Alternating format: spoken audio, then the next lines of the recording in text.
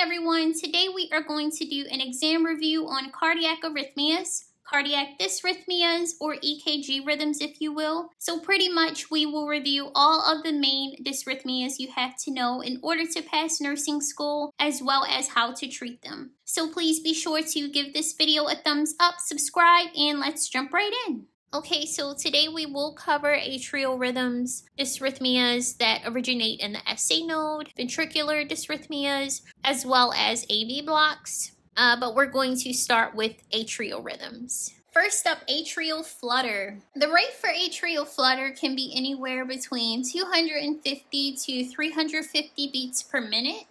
The P waves usually resemble a sawtooth pattern, and there is more than one P wave per QRS. Causes of atrial flutter can be anything from acute or chronic heart disease, myocardial infarction or heart attack, sick sinus syndrome. Heart surgery could also be a cause of atrial flutter. Our main focus with atrial flutter is that it does lead to inadequate tissue perfusion. Other symptoms of atrial flutter are lightheadedness, angina or chest pain, pulmonary edema. It could also cause the patient's blood pressure to drop. Of course, for atrial flutter, we want to treat the underlying cause. But in addition to that, we are likely going to administer an antiarrhythmic, most commonly digoxin.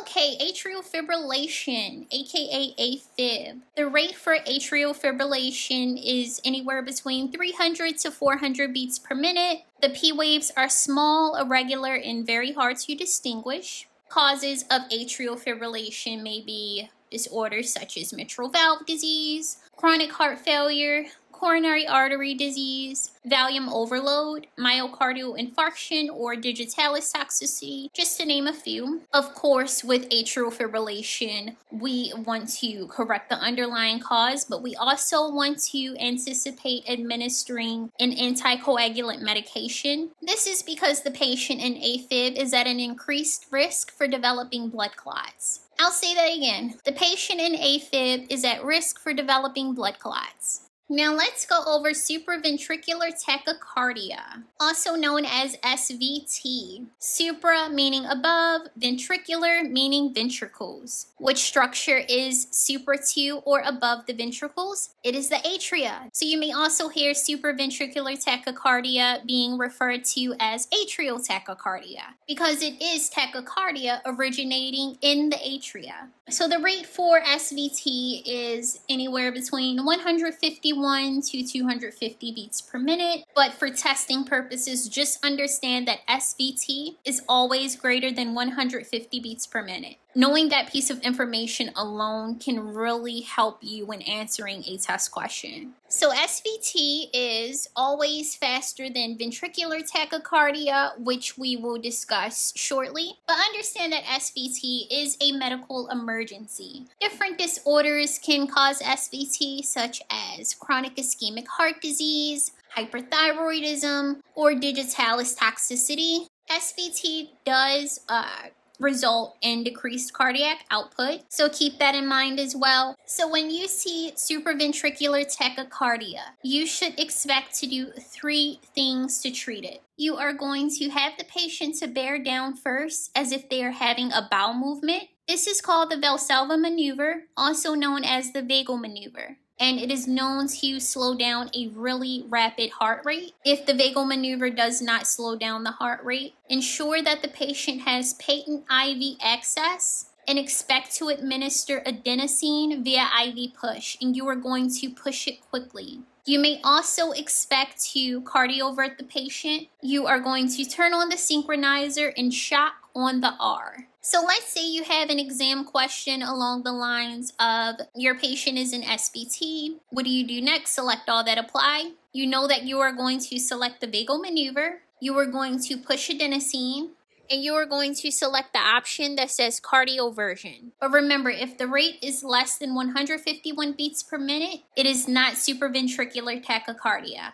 SVT is always greater than 150 beats per minute. So, moving along. Okay, now let's go over arrhythmias that originate in the SA node. Normal sinus rhythm. The rate for normal sinus rhythm ranges from 60 to 100 beats per minute. The P wave is present, easy to distinguish. There is one P wave per each QRS. If you see this rhythm pop up on your screen, do nothing. All is well, the patient is fine, no treatment necessary. Offer them some water and graham crackers and be on your way. Okay, so sinus bradycardia. The heart rate for sinus brady is anything less than 60 beats per minute. The P wave is present, there's still one P wave per each QRS. Causes of sinus bradycardia could be things like decreased metabolic rate. Some patients do become brady in their sleep. Increased intracranial pressure. Vagal stimulation from vomiting or suctioning. Certain medications could also cause sinus bradycardia, as well as diseases or damage to the SA node. The patient with sinus bradycardia could appear to be normal. This is called asymptomatic sinus bradycardia. Now, if the patient has symptomatic sinus bradycardia, you may see symptoms such as hypotension, lightheadedness, an alteration in level of cognition, chest pain.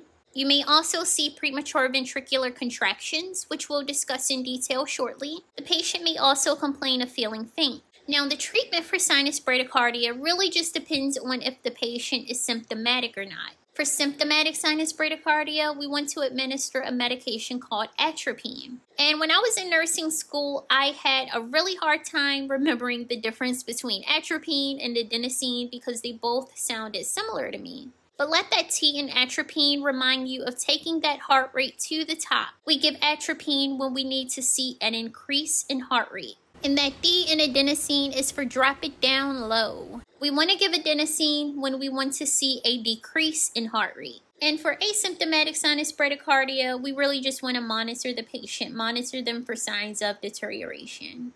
Alright, so our last sinoatrial dysrhythmia is going to be sinus tachycardia. The same arrhythmia you get when you sit down to take your nursing exams.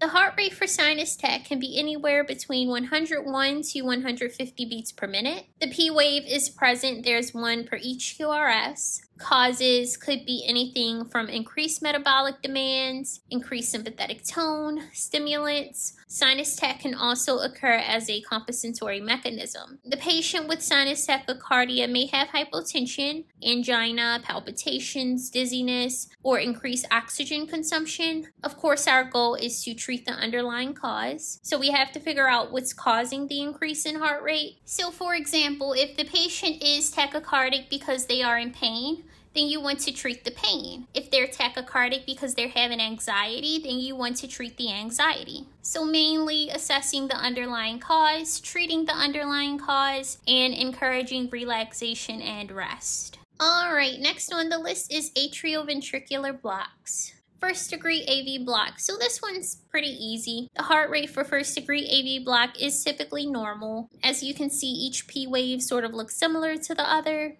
Causes of first degree AV block may vary from myocardial infarction, ischemia, heart infection, valve disease, rheumatic fever, as well as digitalis toxicity. These patients typically don't require any treatment. Treatment for this arrhythmia is very rare. I think for testing purposes, you really just need to know how to identify this rhythm by name when you see it. Okay, second degree AV block type 1, also known as Mobitz type 1, also known as Winky-Bach. In Mobitz type 1, the rate of the atria is higher than the rate of the ventricles. The P wave is present. There's one per each QRS except for when the QRS is dropped. And as you guys can see, the PR interval progressively begins to widen a bit. So longer drop. Now you have a Winky-Bach. Some causes of Mobitz type 1 may include myocardial infarction or heart attack, cardiac surgery, as well as digitalis toxicity. So as far as treatment for Mobitz type 1, we can expect to administer medication that increase cardiac output. The patient may also need a pacemaker. Okay, second degree AV block type 2, also known as Mobitz type 2. When some QRSs don't get through, now you have a Mobitz 2. So in this dysrhythmia, there are several P waves per each QRS. And causes may include myocardial infarction, myocardial ischemia, or digitalis toxicity. Mobitz 2 can lead to a decrease in level of consciousness, as well as hypotension, angina, complete heart block or shock, So for this dysrhythmia, we can also expect to administer medications that increase cardiac output as well as cardiac pacing. All right, everyone, you are now looking at complete heart block. As you can see, the PR interval is very inconsistent. The P waves have nothing to do with the QRS. Causes could be myocardial infarction, myocardial ischemia, digitalis toxicity, trauma to the AV node, a blockage in the heart's conduction system, and the Mobitz type 1 and Mobitz type 2, they could also lead to complete heart block. But just understand that this dysrhythmia can be fatal, so we want to treat immediately with cardiac pacing. So as far as testing goes, when you take your cardiac dysrhythmia exam, you may be asked questions about the pacemaker itself. So first of all, understand what a pacemaker is. A pacemaker is an electronic device that provides the heart with electrical stimuli. After the patient gets a pacemaker, you should expect to see a controlled heart rate. It can be temporary or permanently placed. It is surgically implanted, so you want to monitor for signs of infection. The patient is at risk for bleeding, so you want to implement bleeding precautions. Monitor PTT, PT-INR. Monitor for hematoma formation at the site where the pacemaker was implanted. Monitor the patient's blood pressure, heart rate. Remember, if the blood pressure is low and the heart rate is high, that is a sign of shock. You also want to complete a neurovascular assessment on this patient by assessing the 5 parameters: pain, pallor, pulselessness, paresthesia, and paralysis. In addition to infection and bleeding, also monitor for other potential complications of the cardiac pacemaker, such as lead dislocation, pacemaker malfunction, and cardiac tamponade. Cardiac tamponade is when an abnormal amount of fluid pools in the pericardial sac, which compresses the heart and leads to shock. This is a medical emergency. Okay, so moving on to our last type of arrhythmias, which are arrhythmias originating in the ventricles.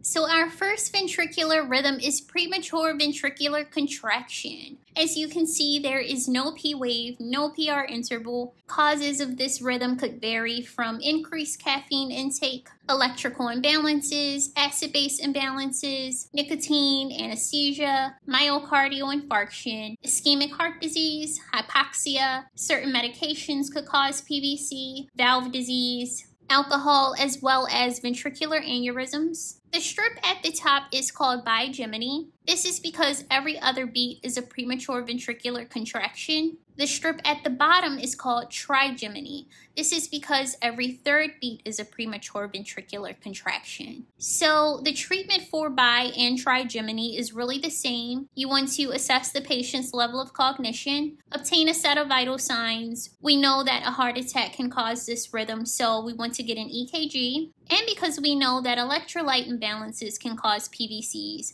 we're also going to want to draw some labs. You should get a BMP, and you're going to want to mainly observe the sodium, potassium, and magnesium levels. Other important labs you want to obtain for this rhythm are troponin, BNP, PTT, PT-INR. So for testing purposes, let's just run through that again. If you see any of these rhythms, you want to assess the patient's level of cognition, obtain a set of vital signs, get an EKG, and obtain the following labs. BMP, focusing on magnesium, sodium, and potassium. You are also going to want to get a BNP, a troponin level, a PTT, PT-INR. And by the way, there are other types of PVCs other than bi and trigeminy, but again, we're just reviewing the main important ones you need to understand for nursing school. Ventricular tachycardia. The rate for ventricular tachycardia is 100 to 250 beats per minute. As you can see, there are very wide, strange, bizarre QRS complexes. The P wave is buried in the QRS, so there's really no PR interval to measure. Causes of VTAC could be ischemic heart disease, electrolyte imbalance, hypoxia, anesthesia, or myocarditis. This is a life-threatening arrhythmia, so it does require immediate intervention. And there are 3 ways we classify ventricular tachycardia: stable with a pulse, unstable with a pulse, or pulseless VTAC. So the way it's treated really just depends on the type. If the patient is stable with a pulse, we want to administer oxygen, initiate IV access, and we want to administer an antiarrhythmic drug. Amiodarone is typically the antiarrhythmic of choice, but lidocaine could also be used. If the patient is in VTAC and they are unstable with a pulse, we still want to administer oxygen, we still want to initiate IV access, but we are going to initiate synchronized cardioversion. If the patient is pulseless, we want to begin CPR and defibrillate immediately. And I would really suggest you guys get my cardiac arrhythmia study booklet because it really gives you a better understanding of what the treatments are. Torsade de Pointe, also known as polymorphic ventricular tachycardia. Torsade de Pointe is French for twisting of peaks, and the rate for this rhythm is anywhere between 100 to 250 beats per minute. Common causes of torsade de pointe include heart block, hypomagnesemia, hypocalcemia, hypokalemia. A drug overdose could also cause this rhythm. To treat torsade de pointe, we would defibrillate. Magnesium or potassium may also be given to correct those electrolyte imbalances. Ventricular fibrillation. This is a very chaotic and irregular rhythm. Causes could vary from acute heart attack, hypoxia, anesthesia, myocarditis, or mechanical irritation. This is also a life-threatening arrhythmia requiring immediate intervention. When we see this rhythm, we should initiate CPR and defibrillate. Remember, VFib rhymes with defib. Idioventricular rhythm. So as you guys can see, the P waves for this rhythm are absent. They are not there. Some causes of idioventricular rhythm include complete heart block, myocardial infarction, myocardial ischemia, as well as digitalis toxicity. This patient may look tired and short of breath. They may also display a loss of consciousness. The heart rate for this rhythm is very slow. We're talking a ventricular rate of 20 to 40 beats per minute. This rhythm can actually progress to ventricular standstill. If you are taking an exam and you see this rhythm pop up on your computer screen, your next step would be to initiate emergency transcutaneous pacing. And by the way, guys, please do not get this confused with accelerated idioventricular rhythm, because that is when the ventricular rate is greater than 40 beats per minute. So the treatment for accelerated would be different because the heart rate is faster. All right, primary ventricular standstill. As you guys can see, the P waves are present, but the ventricles are not contracting, so there is no QRS complex. Potential causes of this rhythm include complete heart block, ventricular fibrillation, ventricular tachycardia, myocardial ischemia, or infarction. For this rhythm, we would immediately initiate CPR. Okay, moving on to pulseless electrical activity. So we typically classify causes of this rhythm as the H's and the T's. Our H's are going to be causes such as hypoxia, hypovolemia caused by hemorrhage, hypothermia, hydrogen ions, hypo or hyperkalemia. Now our T's are going to be causes such as toxins, tamponade, tension pneumothorax, or thrombus. So for this dysrhythmia, we are going to begin CPR, but we do not shock. PEA is actually known as the unshockable rhythm. This is because the heart's electrical activity is too weak to beat, so there's nothing to reset. You can also expect to administer epinephrine when you see this rhythm. Alright everyone, this is asystole, also known as the flat line. There is no P wave, no PR interval, no QRS complex. There is no electrical or mechanical activity of the heart. Here, the heart has stopped working. Causes for this rhythm will also be the H's and the T's. So in response to this rhythm, you want to go and check your patient, assess if they have a pulse. And the reason we say to go and check if the patient has a pulse first is because it could just be that the leads are messed up. But don't go and check the leads, check the patient. Checking the leads would be too time consuming, and it would be as if you're treating the monitor versus treating your patient. So go check if the patient has a pulse. If there is no pulse, begin CPR and administer epinephrine. Okay, so this is just an extra I wanted to throw in. This is a STEMI. STEMI stands for ST elevated myocardial infarction. What's happening here is the coronary artery, which is the artery that supplies blood to the heart itself, becomes completely blocked. So the heart isn't receiving the oxygen it needs to function. This type of heart attack causes the most damage to the myocardium. As far as symptoms, I do have a video on my channel explaining the signs of a heart attack. I'll make sure I put the link down below in the description so you guys can check it out. But symptoms of a heart attack really can vary depending on your age and your gender.